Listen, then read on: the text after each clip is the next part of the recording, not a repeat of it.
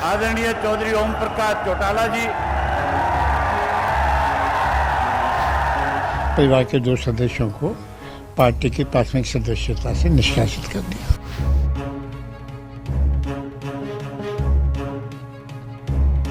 मुझे जींद का प्रचार ना करने दिया जाए, ऐसी साजिश की गई है। इसी साजिश के तहत आप पार्टी ने इनके जेजेपी वालों से मिलकर के साजिश रची है। किसी की पैरोल रद्द कराने के लिए कोई पॉलिटिकल संगठन बीच में आ सकता है, तो फिर तो पैरोल मंजूर कराने के लिए भी आ सकता है। फिर तो हम डॉक्टर अजय सिंह चौटाला जी को कल ही मंजूर करवा के ले आए। नमस्कार, मैं हूं विवेक शर्मा। हरियाणा में जींद उपचुनाव में वोटरों को लुभाने के लिए सियासी नेता जनता तक पहुंच रहे हैं। हर दल ने अपने सभी बड़े नेता जींद उपचुनाव में उतार दिए हैं। इसी कड़ी में इंडियन नेशनल लोकदल ने जेल में बंद ओपी चौटाला को पैरोल पर बाहर लाकर जनता के बीच ले जाने का प्लान बनाया था, लेकिन अब वो प्लान चौपट हो गया। हर चौटाला परिवार की चाचा भतीजों से शुरू हुई सियासी पारिवारिक लड़ाई अब दादा पोतों तक पहुंच गई है। यहां तक कि दादा ओपी चौटाला ने पोतों दुष्यंत और दिग्विजय को गद्दार और देशद्रोही तक कह दिया है। फिर शुरू हुई चौटाला परिवार की लड़ाई। चाचा भतीजों के बीच शुरू हुई जंग दादा पोतों तक पहुंची। दादा ओपी चौटाला ने दुष्यंत को बताया गद्दार। दादी स्नेहलता ने छीना अर्थी को हाथ लगाने का हक। अपने ही पोते के न होने तक की दे दी बद्दुआ। मैं गद्दारों को और देशद्रोहियों को कभी भी माफ करने के लिए तैयार नहीं। वो चारों जी मैं तो मर जाऊं तो मेरी अर्थी के भी हाथ ना लगाए। देखा आपने, चौटाला परिवार में चाचा भतीजों से शुरू हुई लड़ाई अब एक कदम और आगे बढ़कर दादा पोतों तक पहुंच गई है। मैं गद्दारों को और देशद्रोहियों दादा ओपी चौटाला अपने पोतों को गद्दार कह रहे हैं, देशद्रोही कह रहे हैं, तो वहीं दादी स्नेहलता अर्थी को हाथ लगाने का हक भी छीन रही हैं। तो मेरी अर्थी के भी हाथ ना लगाए। अरे मुझे देखने में दिया। इनेलो में वर्चस्व की लड़ाई को लेकर शुरू हुई चौटाला परिवार की जंग अलग पार्टी बनने के बाद भी खत्म नहीं हो रही है। जींद उपचुनाव के चलते चौटाला परिवार की लड़ाई शांत हो गई थी, लेकिन सोमवार को अचानक रद्द हुई ओपी चौटाला की पैरोल ने इस लड़ाई को एक बार फिर शुरू कर दिया,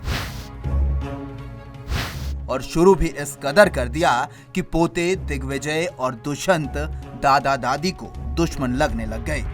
मैं गद्दारों को और देशद्रोहियों को कभी भी माफ करने के लिए तैयार नहीं। मुझे जींद का प्रचार ना करने दिया जाए, ऐसी साजिश की गई है। और इसी साजिश के तहत आप पार्टी ने इनके जेजेपी वालों से मिलकर के साजिश रची है। दुष्यंत दिग्विजय क्या समझते होंगे, पर उन जैसा नालायक बच्चा किसी के ना हो पैदा। अगर किसी के घर में हो गया तो सत्यानाश ही हो जाएगा। हमारा तो कर दिया उन्होंने।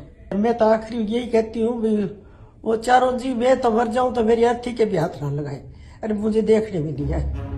दरअसल जींद उपचुनाव दिग्गजों के चुनाव मैदान में उतरने से सभी सियासी दलों के लिए प्रतिष्ठा का सवाल बन गया है। ऐसे में इनेलो भी अपने उम्मीदवार की जीत के लिए पूरा जोर लगा रही है। इसी के चलते इनेलो सुप्रीमो ओपी चौटाला भी पैरोल पर आकर अपने उम्मीदवार का प्रचार करने वाले थे, लेकिन सोमवार को एकाएक उनकी पैरोल रद्द कर दी गई और उन्हें अस्पताल से जेल भेज दिया गया, जहां उनका इलाज चल रहा था। इस बीच अभय चौटाला ने इनेलो सुप्रीमो की पैरोल रद्द होने को लेकर आज प्रेस कॉन्फ्रेंस की और इसे जेजेपी और आप का षड्यंत्र बता दुष्यंत को औरंगजेब तक कह दिया।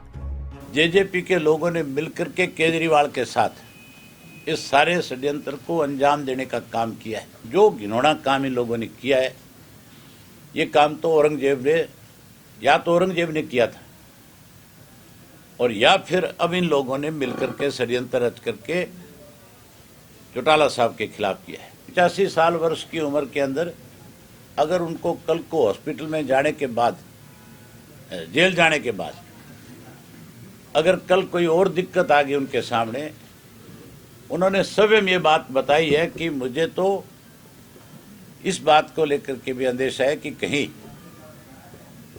ये मेरी जान के साथ भी खिलवाड़ ना करे।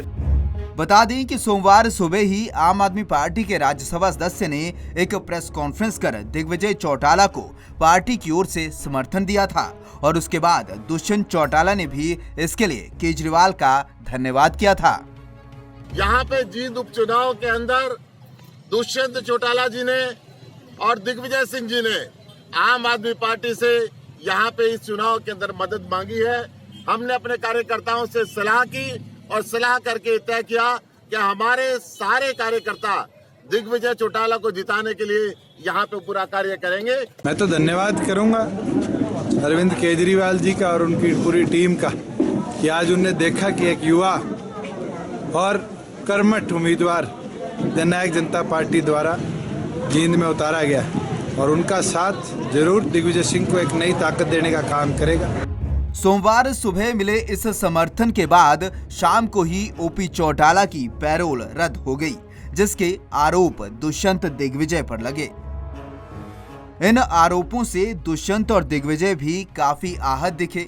दुष्यंत चौटाला ने इसे कुछ लोगों का दुष्प्रचार बताया, तो वहीं दिग्विजय ने पूछा कि आखिर उनका कसूर क्या है। किसी की पैरोल रद्द कराने के लिए कोई पॉलिटिकल संगठन बीच में आ सकता है तो फिर तो पैरोल मंजूर कराने के लिए भी आ सकता है। फिर तो हम डॉक्टर अजय सिंह चौटाला जी को कल ही मंजूर करवा के ले आए। तो केवल मात्र उन लोगों की कई बातें हैं जो लोग सुबह उठने से लेकर रात को सोने तक एक ही चीज सोचते हैं कि किस प्रकार से जननायक जनता पार्टी को रोका जाए। तभी तो यही लगाया था कि हम धोखेबाज हैं, हम गद्दार हैं, कल देशद्रोही भी कह दिया। और हम यही बार बार कह रहे हैं कि कम से कम ये तो बता दो कि हमने कौन सा ऐसा धोखेबाजी की, कौन सी गद्दारी की और देशद्रोही कौन सी ऐसी हमने देशद्रोही की, हमें ही समझा दो और हमें नहीं तो कम से कम जनता को समझा दो। ये मात्र बार कह देना कि आप देशद्रोही हो, आप गद्दार हो, आप धोखेबाज हो, इसके तो तथ्य ही ना। दादा दादी हो या दोनों पोते, आहत हर कोई है, लेकिन सत्ता के शिखर पर पहुंचने की लड़ाई इस मोड़ पर आ पहुंचेगी कि दादी अपने ही पोते को न होने तक की बद्दुआ दे देगी, किसी ने सोचा न था। जबकि पोते दिग्विजय अपने दादा दादी को अपना परमात्मा बता रहे हैं। बस दुष्यंत जैसा दिग्विजय जैसा नालायक तो किसी के पैदा ही ना हो और हो तो रहना, किसी के पैदा ही ना हो और हो तो रहना, किसी के पैदा ही ना हो और हो तो रहना। मेरे लिए मेरे परिवार का और मेरे बड़ों का, विशेष तौर पे मेरे ग्रैंड पेरेंट्स का बहुत आदर है और मैं उनको परमात्मा समान मानता हूँ। आज भी मानता हूँ, कल भी मानूंगा। इस पूरे वाक्य को लेकर अभय चौटाला के बेटे कर्ण चौटाला ने तो दिग्विजय दुष्यंत से बदला लेने तक की बात कह दी। कर्ण ने कहा कि मेरे दोनों भाइयों ने बहुत गलत किया है, जिसका बदला लेकर रहूंगा। अगर दुष्यंत और मेरी ताई में हिम्मत है तो लोकदल से इस्तीफा देकर दिखाएं और अपने बल पर चुनाव लड़ें। ये तो एक साजिश थी चौटाला साहब को बाहर प्रचार के लिए आने के लिए, रोकने के लिए, और तभी आपने आज इनको समर्थन दिया। और ये आज से नहीं, ये कई दिनों से चल रही है।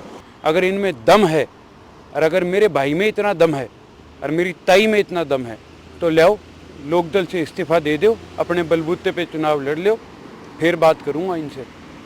आज जो इन्होंने हमारे दादा दादी को दिन दिखाया है, इसका हिसाब तो मैं इनसे लेऊंगा ही लेऊंगा। और सिर्फ मैं नहीं, पूरा का पूरा परिवार लेगा। और ये तो कहीं हमारे लाड प्यार ने इनको बिगाड़ दिया, इनको खराब कर दिया। पर चिंता ना करो, हमारा लाड प्यार ही इनको ठीक करके वापस रास्ते पे भी लाएगा और इनको इनका सबक भी सिखाएगा। बीच चौराहे पर हो रही सियासी पारिवारिक लड़ाई को लेकर सियासतदान भी कहां चुप रहने वाले हैं। बीजेपी के गब्बर विज ने तो इसे सास बहू और पोते का सीरियल बता दिया। विज ने कहा कि सीरियल में इमोशन भी है, सस्पेंस भी है और ड्रामा भी है और क्लाइमैक्स आना बाकी है। वहीं पूर्व मुख्यमंत्री भूपेंद्र सिंह हुड्डा ने इसे पारिवारिक लड़ाई बताया और परिवार में ही निपटाने की नसीहत तक दे डाली। एक सीरियल चल रहा है सास बहू और पोते, इसमें इमोशन भी है, सस्पेंस भी है और अभी क्लाइमैक्स भी आना बाकी है। तो ये अब कोई प्रदेश के राष्ट्रीय मुद्दों पर राजनीति नहीं हो रही है और क्या इनके फ्यूचर टारगेट्स हैं उस पर भी बातचीत नहीं हो रही है। ये लोगों को भावनाओं में बहाने का प्रयास किया जा रहा है। मैं समझता हूँ परिवार का झगड़ा परिवार में निपटना चाहिए। तो इस तरह सड़कों पर राजनीति में जो आया है परिवार से, इससे राजनीति का स्तर नीचे गिरता है। मेरा यही है, परिवार का झगड़ा परिवार में निपटना चाहिए। अनिल विज ने जहां चौटाला परिवार में चल रही लड़ाई को इमोशन, सस्पेंस और ड्रामा करार दिया है, तो वहीं भूपेंद्र सिंह हुड्डा ने इसे परिवार में ही निपटाने की सलाह दी है।